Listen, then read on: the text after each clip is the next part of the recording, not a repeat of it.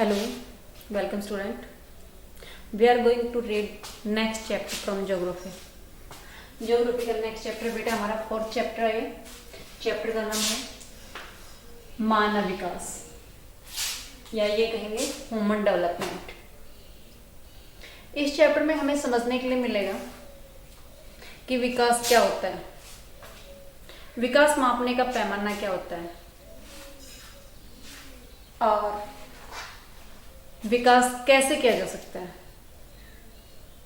हमारी सरकार का विकास करने में क्या योगदान होता है।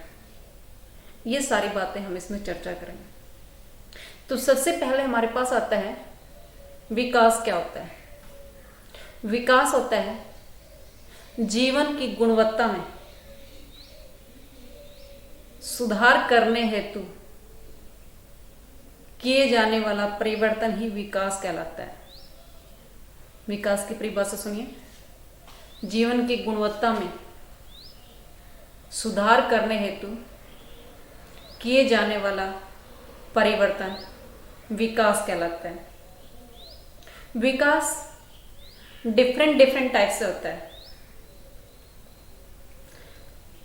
एग्जाम्पल के तौर पे आप एक किसान और एक कुम्हार को ले सकते हैं। एक किसान का विकास तब होगा जब मानसून आएगी। इसके विपरीत एक कुम्हार का विकास तब होगा जब मानसून नहीं आए।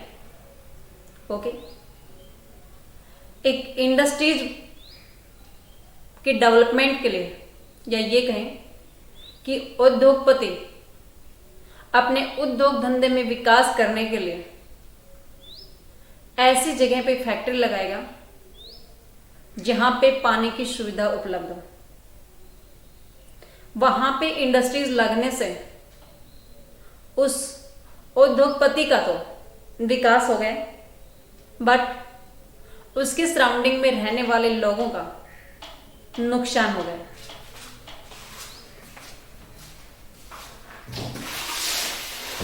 तो इसी को कहेंगे कि एक आदमी का विकास दूसरे आदमी के विकास से विपरीत होता है, यानी कि सभी का डेवलपमेंट एक जैसे नहीं होता है। इसी को आगे बढ़ाते हुए विकास मापने का पैमाना पड़ रहा है कि विकास को कैसे मापा जाता है। तो हमारे इस बुक में विश्व बैंक की और यूएनडीपी की रिपोर्ट दे रखी है।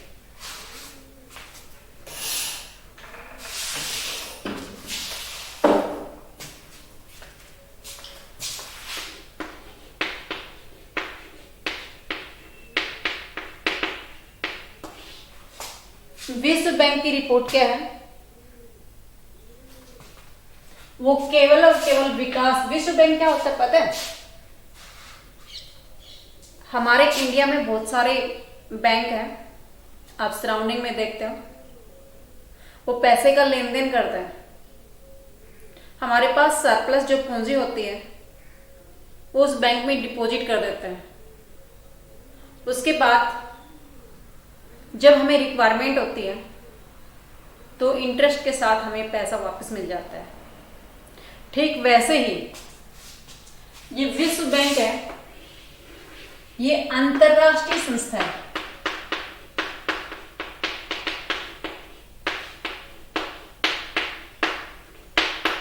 इसका काम क्या होता है? देशों के पास, लाइक हमारे पास भारत देश के पास एक्स्ट्रा पूंजी होती है, सरप्लस अमाउंट होता है, हम विश्व बैंक में डिपॉजिट करते हैं। और जब हमें रिक्वायरमेंट होती है, कोई प्राकृतिक आपदा आ जाती है, बाढ़ आ जाती है, सुनामी आ जाती है, सूखा पड़ जाता है या कोरोना जैसी महामारी आ जाती है, तो इस सिचुएशन में, इस परिस्थिति के निपटान के लिए हमारी गवर्नमेंट लोगों को फ्री भोजन प्रोवाइड करवाती है।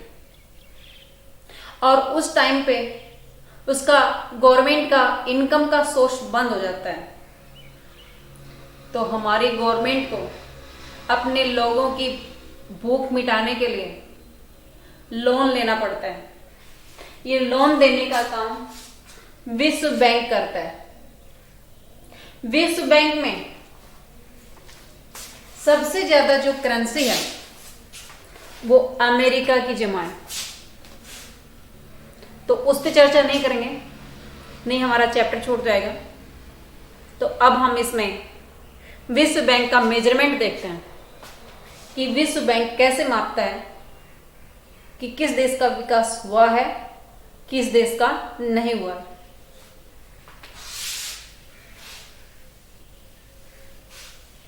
विश्व बैंक की विकास मापने का पैमाना प्रति व्यक्ति आय।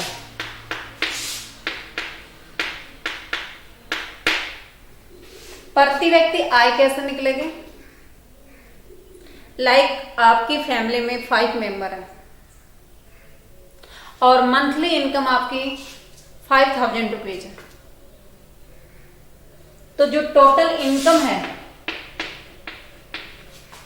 कुल आय जो है उसको कुल जनसंख्या से भाग दे देंगे। मेंबर कितने हैं? 5, तो कुल जनसंख्या कितनी हुई? टोटल इनकम हमारी 5000 बताई, हमारे घर के फैमिली मेंबर 5 है, तो ये आ जाएगी प्रति व्यक्ति आय। एक आदमी की एक मंथ की इनकम 1000 रुपीज है। ऐसे ही हमारी कंट्री में पूरे कंट्री की आय को मेजरमेंट करते हैं, आय निकालते हैं। हमारे पास 2000 करोड़ की आय है, 2000 करोड़ की आय है, तो उसको कुल जनसंख्या से भाग दे लेंगे। हमारे पास 125 करोड़ की जनसंख्या है। ये मैंने अनुमान से बताया है, बट रियल में हमारी आय ये नहीं है, मैंने अनुमान से बताया। कैसे निकालेंगे प्रति व्यक्ति आय? प्रति व्यक्ति आय निकालने के लिए कुल जनसंख्या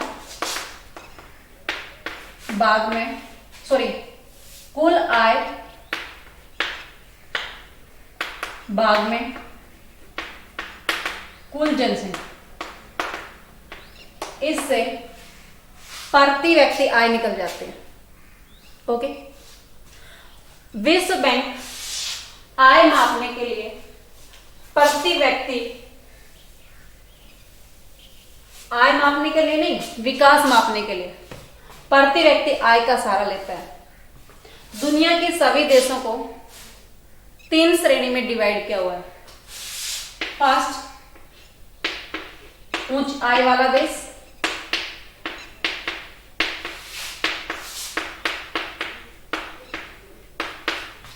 सेकंड, मध्यम आय वाला देश,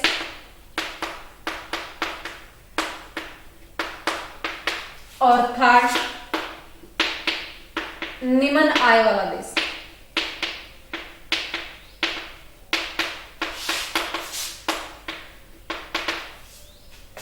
उच्च आय वाले देश में प्रति व्यक्ति 4,53,000 रुपए प्रति वर्ष होती है। अगर किसी देश में प्रति व्यक्ति आय इतनी आ जाती है तो वो उच्च आय वाले देशों की श्रेणी में गिना जाता है। ओके, अमेरिका इसका एग्जाम्पल बताएंगे, क्योंकि अमेरिका आय की दृष्टि में सबसे एडवांस कंट्री है। उसका एडवांस होने का कारण भी उसकी करेंसी की वैल्यू है। उसकी करेंसी जो डॉलर है, उस $1 के बदले हमें 70-72 रुपए देने होते हैं। तो वहां हम 1000 करेंसी अगर कमा लेंगे तो वो हमारी 72,000 कागज के नोट या हमारी जो करेंसी है वो बन जाएगी। उनकी $1000 और हमारी 72,000 रुपए इक्वल होते हैं। इसी के कारण उसकी वैल्यू ज्यादा होने से वो उच्च आय वाले देशों में शामिल है। मध्यम आय वाले देशों में जिस देश की प्रति व्यक्ति आय 37,000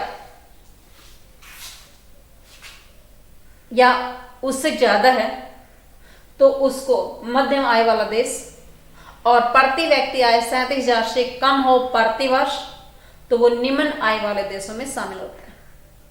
इट्स ओके। ये हमने विकास मापने का पैमाना पढ़ा है। किसका है ये? विश्व बैंक का है।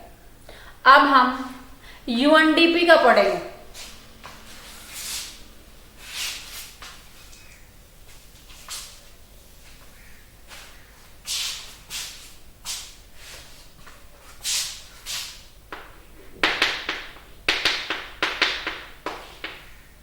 यूएनडीपी एक संस्था है जो विकास डेवलपमेंट को ही मापने का काम करते हैं। इस यूएनडीपी के अकॉर्डिंग विकास मापने का एक पैमाना स्टिक यार्ड नहीं होता है। क्यों नहीं होता है? क्योंकि आपकी सराउंडिंग में आप देखते हैं कि कोई आदमी डकैती करता है और डकैती करने के बाद उसके पास बहुत सारा धन होता है, बड़ी सी गाड़ी होती है, बड़ा सा बंगला होता है और लग्जरी सामान उसके घर में काफी होता है। बट उसके साथ ये देखेंगे कि उसके पास ये आय कहां से हो रही है। क्या आप उस आदमी के लग्जरी लाइफ को देख करके उसका डेवलपमेंट कहेंगे?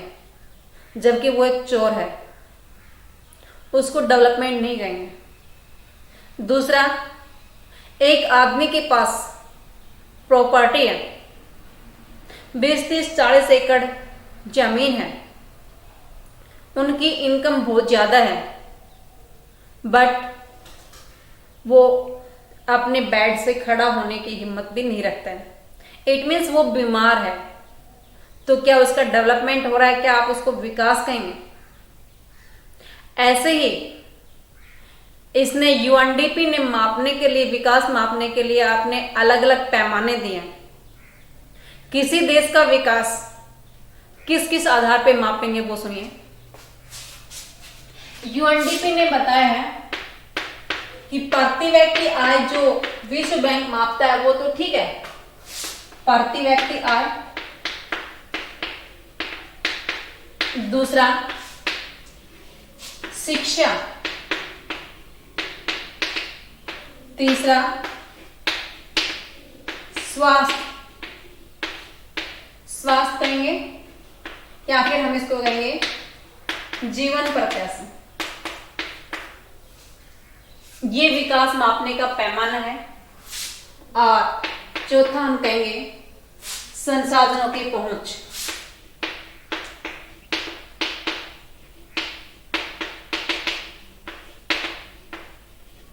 कि उसके पास संसाधनों की कितनी पहुंच है।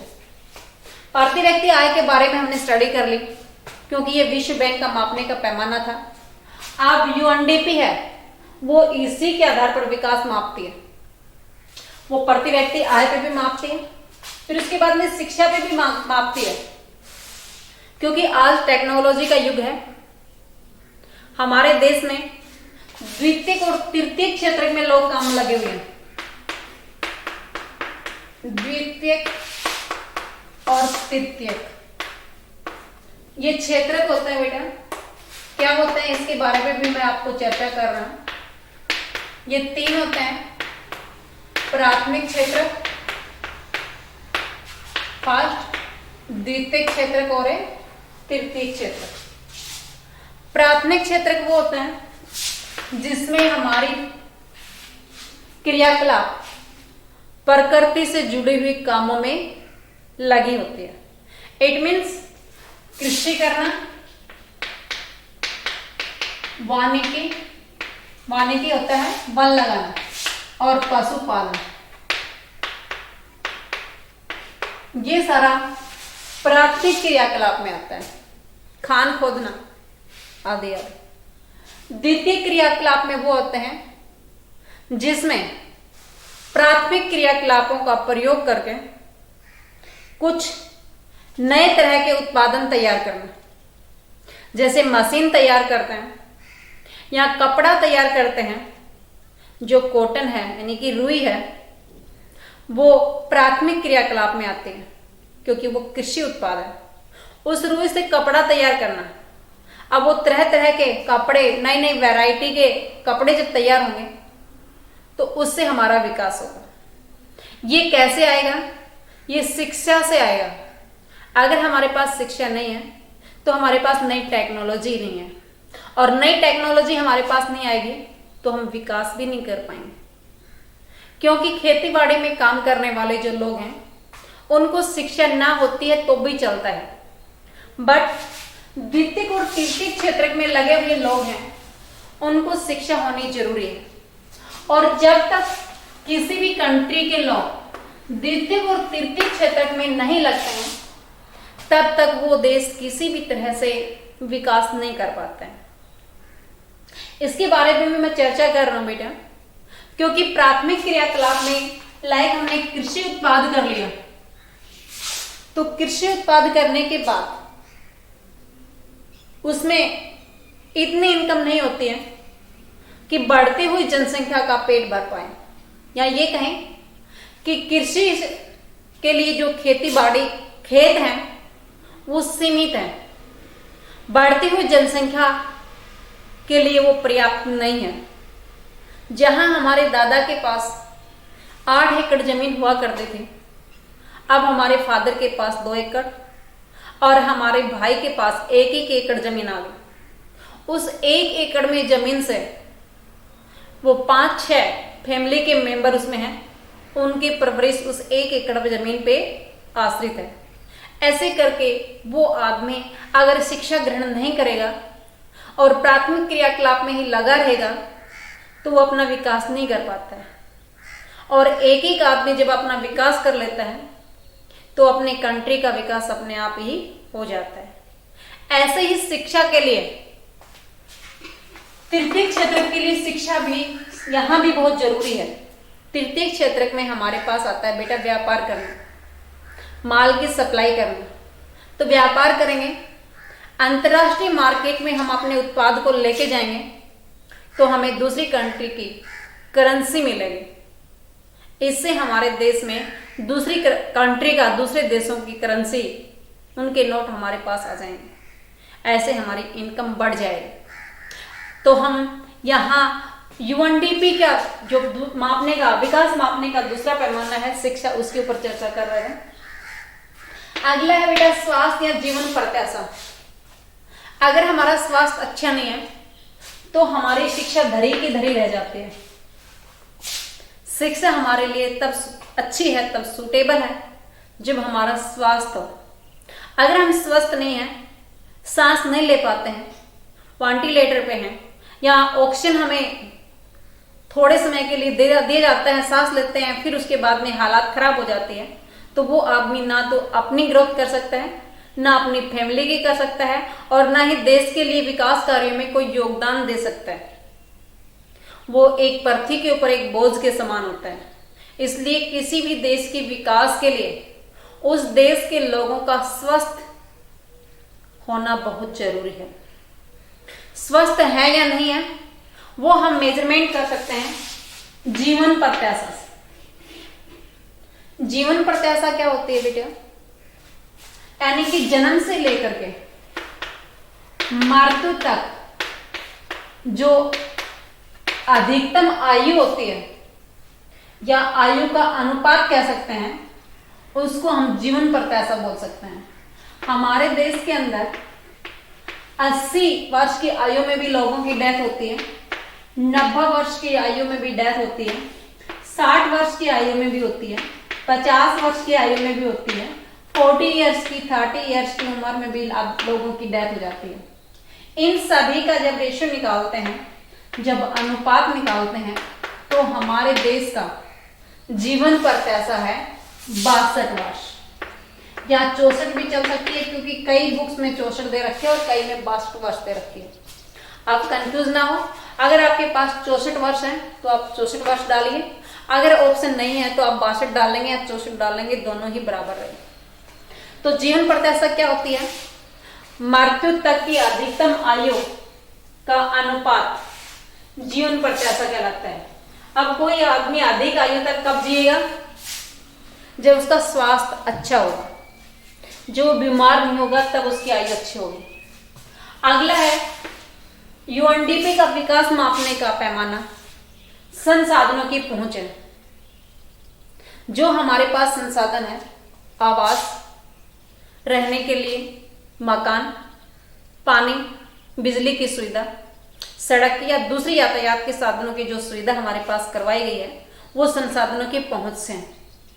तो जिस क्षेत्र के अंदर ये सारी सुविधाएं हैं, उस देश का विकास हो रहा है, अन्यथा नहीं हो रहा है।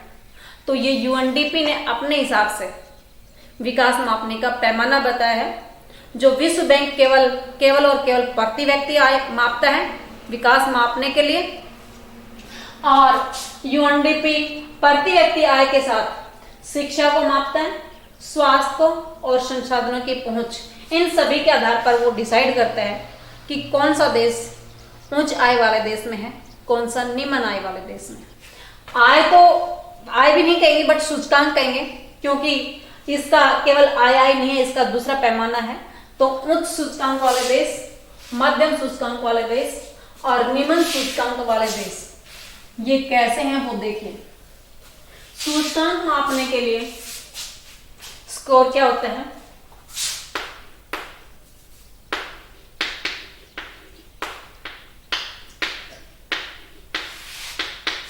मानव सूचकांक का जो स्कोर होता है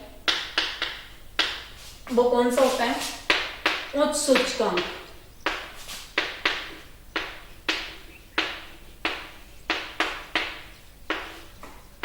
सेकंड मध्यम सूचकांक,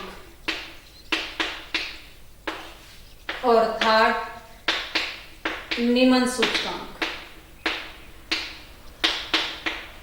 सूचकांक मापने के लिए स्कोर होता है 0 से 1।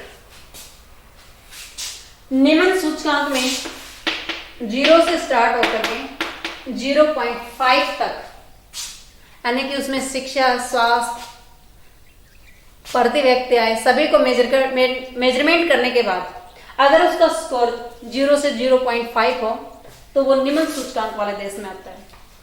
जिसका सूचकांक 0.5 से 0.79 के मध्य में हो वो मध्यम सूचकांक वाले देश हो, और जिसका 0.821 तक हो वो उच्च सूचकांक वाले देशों में आता है। It's okay. आगे हमारे पास आता है बेटा, मानव विकास कैसे होता है?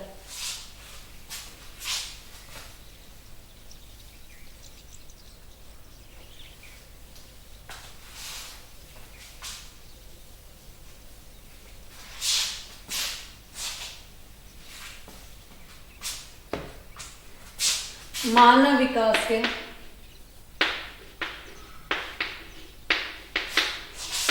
4 घटक होते हैं।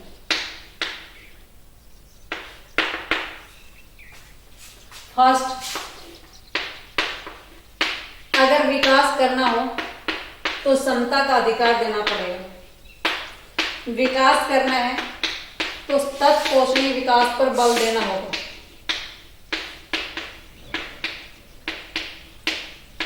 अगर विकास करना है, उत्पादकता पर ध्यान देना होगा, और विकास करना है तो सशक्तिकरण को अपनाना होगा।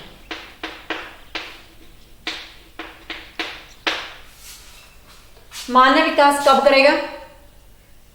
जब उसको समता का मतलब होता है समानता का अधिकार मिलेगा, उसको सभी के बराबर इक्वल अपॉर्चुनिटी मिलेगी, इक्वल चांस मिलेगा, तो उसको हमें उस तरह से उस सीढ़ी पर चल करके विकास कर सकते हैं।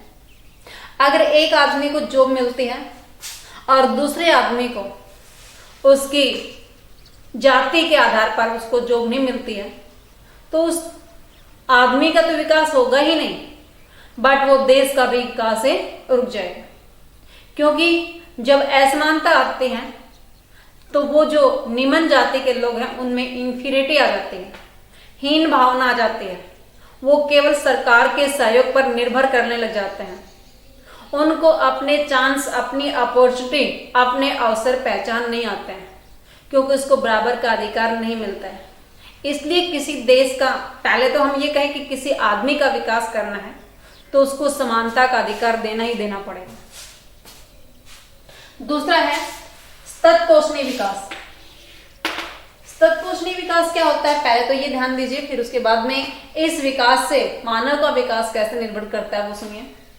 तत्पोषणी विकास होता है बेटा पर्यावरण को नुकसान पहुंचाए बिना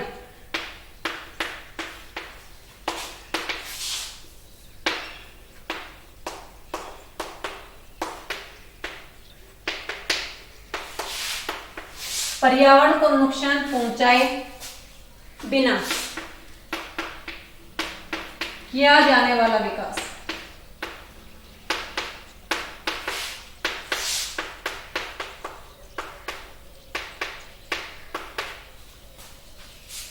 तत्पोषणी विकास में आता है। जैसे हमने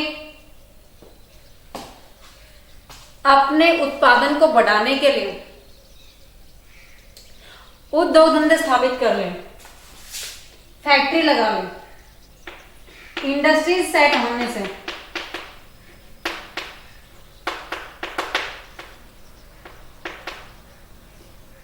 इसमें निकलने वाला धुआं,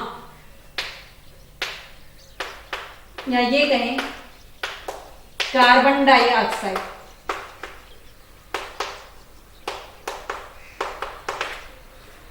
ये कार्बन डाइऑक्साइड हमारे पर्यावरण में शामिल होकर के ऑक्सीजन कम कर देती है। ऑक्सीजन की डेफिशिएंसी से हमारी बॉडी के अंदर हमारे लंग्स खराब हो जाते हैं, फेफड़े खराब हो जाते हैं और कुछ समय के बाद में हमारी डेथ हो जाती है। तो क्या ये उद्योग धंधों से क्या करना था, विकास करना था। एक में ज्यादा उत्पादन लेना था, फैक्ट्री से माल का उत्पादन करना था। ये उत्पादन, अधिक उत्पादन हमारी मौत का कारण बन गया। हमारी मौत दिखाई देती है इस उद्योग धंधों की स्थापना से। तो क्या ऐसा विकास हमारा सही है? इसको हम तत्पोषणी विकास नहीं कहेंगे।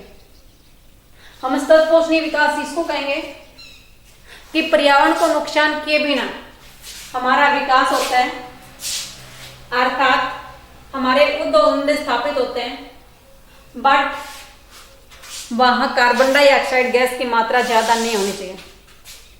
उसके लिए क्या तरकीब अपनाएं वो इस टॉपिक में हम चर्चा नहीं करेंगे, नहीं तो हमारा ये चैप्टर छूट जाएगा। तो हम यही बताएंगे कि पर्यावरण को नुकसान पहुंचाए जाने वाला, पर्यावरण को नुकसान पहुंचाए बिना किया जाने वाला विकास है वो तत्पोषणी विकास में आता है। तो अगर इस प्रकार का विकास होगा तो मानव अपने आप ही अच्छे स्वास्थ्य लेगा और उसका विकास होगा। उत्पादकता, ज्यादा उत्पादन करेंगे, चाहे हम कृषि उत्पाद से लगा लीजिए, कृषि में भी नई टेक्नोलॉजी लगा करके, जो ग्रीन रिवोल्यूशन है, इट मीन्स हरित क्रांति है, उस हरित क्रांति से HYV सीडों यानी कि बीज का प्रयोग करके, हार्वेस्टिंग मशीन, दूसरी रसायन या दवाइयां डाल करके हम अपने कृषि उत्पाद को बढ़ा लेंगे या उद्योग धंधों में ज्यादा उत्पादन कर लेंगे तो वो उससे विकास होता है। अगला है बेटा सशक्तिकरण। सशक्तिकरण का मतलब होता है मजबूती देना, लोगों को संगठन बनाने के लिए, एकजुट होकर के काम करने के लिए उसमें सशक्तिकरण आएगी तो वो मानव का विकास होगा। सभी मिलजुल करके एक साथ किसी काम को करेंगे तो वो विकास होगा और उस विकास से हमारे देश का विकास होगा। ओके,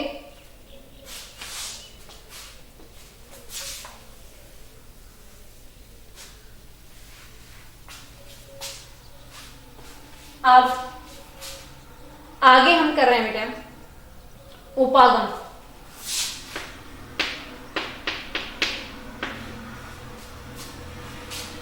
उपागम इट मीन्स वो तरीके जिनसे विकास हो सकता है। इस उपागम में कौन कौन से आते हैं बेटा? सबसे पहले आता है बेटा आधारभूत।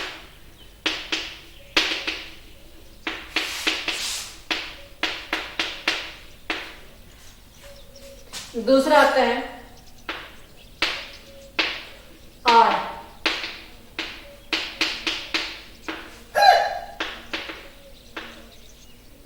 तीसरा आता है कल्याण। और चौथा आता है क्षमता उपागम। आधारभूत जो मूलभूत आवश्यकताएं हैं, रोटी, कपड़ा, मकान, पानी, हवा, इन सभी की जो सुविधा है वो देना। आय उपागम, आय निर्धारित करना कि रोजाना जो आदमी काम करता है, दिहाड़ी पे जो मजदूरी करता है, उसके लिए कितना दिहाड़ी निश्चित होनी चाहिए। कल्याण उपागम, सरकार के द्वारा लोगों के कल्याण के लिए, लोगों की भलाई के लिए किया जाने वाला काम, उसके सहयोग करने के लिए, उसके विकास में सहयोग करने के लिए जो सरकार उसको हर प्रकार से नई नई स्कीम के तहत उसको फंडिंग करती है, उसको फंड प्रोवाइड करती है, उसको पैसा देती है, वो कल्याण उपागम में आता है। और लास्ट है क्षमता उपागम। क्षमता उपागम का मतलब होता है उस आदमी के अंदर शिक्षा से या दूसरी प्रोफेशनल टेक्नोलॉजी कहें या नई नई टेक्नोलॉजी को सिखाने के लिए, शिक्षा ही कह सकते हैं एक तरह से, कि शिक्षा से जब उसमें क्षमता आ जाती है, वो आदमी कैपेबल हो जाता है, तो वो उसके आगे बढ़ने के सारे रास्ते खुल जाते हैं। वो अपने नए इनोवेटिव आइडियाज से, नई टेक्निक से इम्प्लीमेंट करके अपना विकास करेगा, देश का विकास करेगा। ये सारा सिस्टम है, इनसे किसी भी देश का विकास हो सकता है। Your chapter has been finished. Okay.